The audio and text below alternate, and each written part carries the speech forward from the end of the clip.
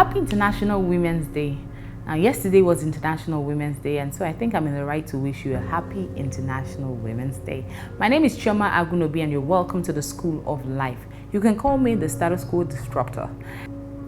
Feminism is said to be the advocacy of women's rights on the ground of equality of sexes.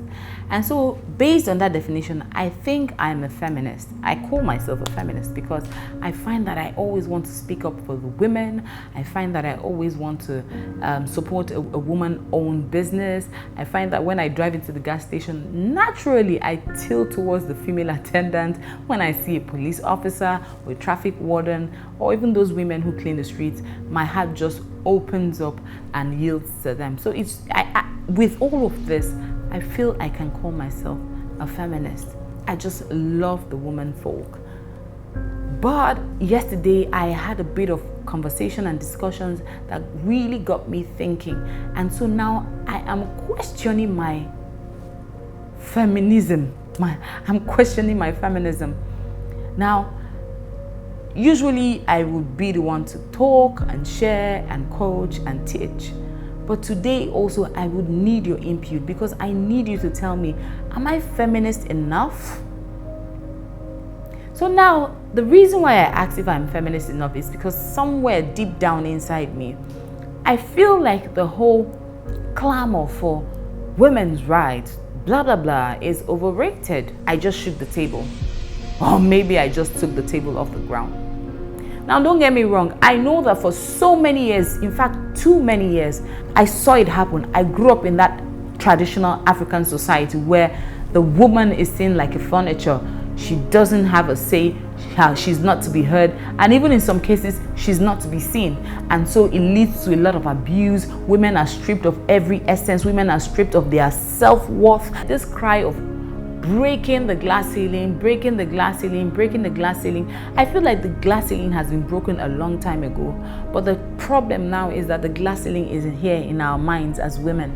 I feel like we're now trapped in that fear and in that place we were put in for so long that the doors have swung open, but we don't realize it. And so constantly we have women putting together seminars and workshops and crying out and saying, oh, we are all feminists, we need to fight. And usually this war is waged against the men. Don't get me wrong. There are situations where you have to get up and walk away. No doubt about it. There are situations where you say, it is better to be a living dog than a dead lion. But I equally feel like most other cases, most other issues we face, especially in the home front, in the marriages, are issues that we have drawn by ourselves as women because of our activism. There are quite a number of women, even in our world, in our society, that you mention their name and it rings a bell globally. You mention their husband's name, nobody knows the husband. But these are women who have proven themselves by their worth. Not by the arms, not by the placards, not by the riots, not by the protests, not by the conferences, but by their worth and by their works. Their works have proven their worth. And so I say today, are the men really our problem? Is there really a glass ceiling? Am I a feminist or am I feminist enough? So I feel like right now, women are majorly women's problem. Ask 10 women. Out of 10, 7 would tell you, I wouldn't want my boss to be a female. I'd rather work with a man than work with a woman. I have seen cases where a woman would say, I want my mother-in-law to die before my husband and I get married. Seriously? A woman wants her fellow woman dead and not to enjoy the fruit of her labor in her children, in her son. That's a woman. Now you find a situation where a female boss is in the position to employ. She has two people, applicants, apply for the job.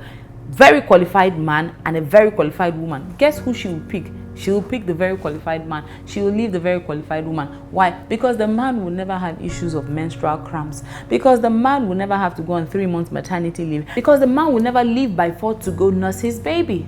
And so I ask you again, are the men our problem? Or we, women, are we our problems?